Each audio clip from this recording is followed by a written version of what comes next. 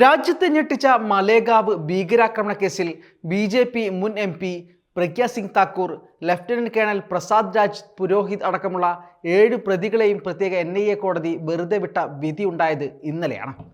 രാജ്യത്തിൻ്റെ തലവര മാറ്റുന്നതിൽ നിർണായക പങ്കുവഹിച്ച ഒരു സ്ഫോടന കേസാണ് ഇതോടെ ദുരൂഹമായി മാറുന്നത്. 6 പേർ കൊല്ലപ്പെടുകയും നിരവധി പേർക്ക് പരിക്കേൽക്കുകയും ചെയ്ത ഈ സ്ഫോടനം നടത്തിയത് ആരെന്ന ചോദ്യം മാത്രം ഇനി ബാക്കിയാകും. കൃത്യമായ തെളിവുകൾ ഹാജരാക്കാതിരിക്കുകയും പ്രതികളെ സംരക്ഷിക്കാൻ വേണ്ടതെല്ലാം ചെയ്യുകയും ചെയ്തത് അന്വേഷണ ഏജൻസിയായ എൻ.ഐ.എ. തന്നെയാകുമ്പോൾ പ്രതികൾ എങ്ങനെ രക്ഷപ്പെടാതിരിക്കും? മലേഗാവ് സ്ഫോടനം മുതൽ 2002 ഗുജറാത്ത് വംശഹത്യക്ക് പിന്നാലെയുണ്ടായ സ്ഫോടനങ്ങൾ ഏറെയാണ്. അജ്മീർ ദർഗാ ഷെരീഫ് സ്ഫോടനവും മക്ക മസ്ജിദ് സ്ഫോടനവും സംജോത എക്സ്പ്രസ് സ്ഫോടനവും ഉൾപ്പെടെ രാജ്യം പലപ്പോഴായി പൊട്ടിത്തെറിച്ചു. 2003 മഹാരാഷ്ട്രയിലെ പർബാനി മസ്ജിദിലും 2004 ജൽന, പൂർണ്ണ മസ്ജിദുകളിലുണ്ടായ സ്ഫോടനങ്ങൾ പക്ഷേ രാജ്യം അത്ര ചർച്ച ചെയ്യപ്പെടാതെ ഒതുങ്ങി, അല്ലെങ്കിൽ ഒതുക്കിക്കളഞ്ഞു. പർബാനി ജില്ലയിലെ ജൽന നഗരത്തിലെ ഖാദിരിയ പള്ളിയിലും പൂർണ്ണയിലെ സിദ്ധാർത്ഥ് നഗറിലെ മെഹ്റാജുൽ ഉലും മദ്രസയിലും അനുബന്ധ പള്ളിയിലും ബോംബ് സ്ഫോടനമുണ്ടായത് 2004 ഓഗസ്റ്റ് 24 ഇതുപോലെ ഒരു വെള്ളിയാഴ്ച ജുമാ സമയത്താണ്. പക്ഷേ ഒരു അന്വേഷണവും ഉണ്ടായില്ല. രാജ്യത്തെ പ്രധാന സ്ഫോടനങ്ങൾ നടന്നപ്പോൾ അതിൻ്റെ കൂടെ ഉയർന്നുകേട്ട പേരുകളിൽ പ്രധാനപ്പെട്ട ഒന്നാണ് RSS പ്രചാരകനായിരുന്ന സുനിൽ ജോഷിയുടെ പേര്. ഹിന്ദുത്വവാദികൾ പ്രതിസ്ഥാനത്തുള്ള അജ്മീർ ദർഗാ ഷെരീഫ് സ്ഫോടന കേസിലെ മുഖ്യപ്രതിയായ സുനിൽ ജോഷി ബോംബ് മേക്കറായാണ് അറിയപ്പെടുന്നത്. അജ്മീർ സ്ഫോടനത്തിന് പുറകെ മക്ക മസ്ജിദ്, സംജോത എക്സ്പ്രസ് സ്ഫോടനങ്ങൾക്ക് പിന്നിലും കൃത്യമായ പങ്കുള്ള വ്യക്തിയാണ് ഇയാൾ. എന്നാൽ പെട്ടെന്നൊരു ദിവസം സുനിൽ ജോഷി വെടിയേറ്റ് കൊല്ലപ്പെടുന്നു. സുനിൽ ജോഷിയുടെ മരണം ഈ കേസുകളുടെ ഇപ്പോഴത്തെ അവസ്ഥ പോലെ ദുരൂഹമായി തുടരുകയാണ് ഇന്നും. മധ്യപ്രദേശ് ദേവാസ് ബൈപ്പാസ് റോഡിലെ വാടക വീട്ടിലായിരുന്നു മറ്റ് 4 പേർക്കൊപ്പം സുനിൽ ജോഷി താമസിച്ചിരുന്നത്. 2007 ഡിസംബർ 27 ഒരു ഫോൺ കോൾ വന്ന പ്രകാരം പുറത്തിറങ്ങിയ ജോഷിയെ ബൈക്കിലെത്തിയ 2 പേർ വെടിവെച്ച് കൊല്ലുകയായിരുന്നു. അതോടൊപ്പം ജോഷിയുടെ മൊബൈൽ ഫോണുകളും കൂടെ താമസിച്ചിരുന്നവരും അപ്രത്യക്ഷരായി.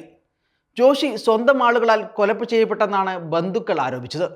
എന്നാൽ ഇത് സംബന്ധിച്ച് ഒരു അന്വേഷണവും നടത്താൻ മധ്യപ്രദേശ് പോലീസ് ശ്രമിച്ചില്ല. രാജ്മേഹുൽ, ഘനശ്യാം, ഉസ്താദ് എന്നീ പേരുകളിലാണ് 4 പേർ ജോഷിക്കൊപ്പം താമസിച്ചിരുന്നത്. ഇവരാണ് ജോഷി കൊല്ലപ്പെട്ട ദിവസം അപ്രത്യക്ഷരായത്. സ്ഫോടനം നേരിട്ട് നടത്തിയ ജോഷിയെ കൊലപ്പെടുത്തിയത് തെളിവുകൾ നശിപ്പിക്കാനാണെന്ന് രാജസ്ഥാൻ ATS പിന്നാലെ കണ്ടെത്തിയിരുന്നു. ജോഷി കൊല്ലപ്പെട്ടത് സഹപ്രവർത്തകരായ RSSകാരാണെന്നും തെളിവ് നശിപ്പിക്കാനായിരുന്നു ഇതെന്നും അന്നത്തെ രാജസ്ഥാൻ ആഭ്യന്തരമന്ത്രി ശാന്തി ദരിവാൾ പറഞ്ഞു. കോൺഗ്രസ് നേതാവിനെ കൊലപ്പെടുത്തിയ കേസിലും പ്രതിയായ ഇയാൾ ഒളിവിൽ കഴിയുകയായിരുന്നു.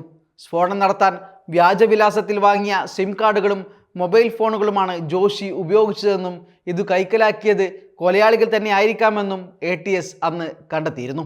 സുനിൽ ജോഷിയെ കൊലപ്പെടുത്തിയത് സിമിക്കാരാണെന്ന് പറഞ്ഞ് കൈയൊഴുകയാണ് പിന്നീട് BJPയുടെ നേതൃത്വത്തിലുള്ള മധ്യപ്രദേശ് സർക്കാർ ചെയ്തത്. മാത്രമല്ല, ഇത് സംബന്ധിച്ച് അന്വേഷണം നടത്താൻ രാജസ്ഥാൻ പോലീസ് ഗുജറാത്തിലും മധ്യപ്രദേശിലും എത്തിയെങ്കിലും ഇരു സംസ്ഥാനങ്ങളിലെയും പോലീസ് സഹകരിച്ചില്ലെന്നും രാജസ്ഥാൻ ആഭ്യന്തരമന്ത്രി പറയുന്നു. അജ്മീർ ദർഗയിലെ സ്ഫോടനം നടന്ന ശേഷം ജോഷി നേരിട്ട് സ്വാമി അസീമാനന്ദയെ വിളിച്ചു പദ്ധതി വിജയകരമായി പൂർത്തിയാക്കിയെന്നും വാർത്ത കാണാൻ ടെലിവിഷൻ ഓൺ ചെയ്യാൻ ആവശ്യപ്പെട്ടതായും അന്ന് വാർത്തകളുണ്ടായിരുന്നു. സ്ഫോടനങ്ങളെല്ലാം വിജയകരമായി പൂർത്തിയാക്കിയ ശേഷം ജോഷി സഹപ്രവർത്തകരായ അസീമാനന്ദ, പ്രഗ്യാ സിംഗ് താക്കൂർ, സന്ദീപ് ഡാംഗെ, കൽസാംഗ്രെ, ദേവേന്ദർ ഗുപ്ത, ലോകേഷ് ശർമ്മ, ദാക്കത്ത, സമാന്തർ എന്നിവർക്കൊപ്പം ഉജ്ജയിനിലേക്ക് ഒരു തീർത്ഥയാത്ര നടത്തി ഭീകരാക്രമണം ആഘോഷിച്ചതായും റിപ്പോർട്ടുകളുണ്ട്. സുനിൽ ജോഷിയുടെ കൊലപാതക കേസിലും പ്രഗ്യാ സിംഗിനെ ദേവാസിലെ കോടതി പ്രതി ചേർത്തിരുന്നു. എന്തിനാണ് സുനിൽ ജോഷി കൊല്ലപ്പെട്ടത്? രാജസ്ഥാൻ ആഭ്യന്തരമന്ത്രി ശാന്തി ദരിവാൾ പറഞ്ഞതുപോലെ കൊന്നത് ജോഷിയുടെ തന്നെ RSS ആണോ? ചോദ്യങ്ങൾ ഏറെയുണ്ട്. ചേർത്ത് വായിച്ചാൽ ഉത്തരങ്ങൾ തന്നെ ലഭിച്ചേക്കാം. പക്ഷേ ചേർത്ത് വായിക്കരുത്. കാരണം ഇവിടെ പലതും ദുരൂഹമായി തുടരുന്നതാണ് നല്ലത്.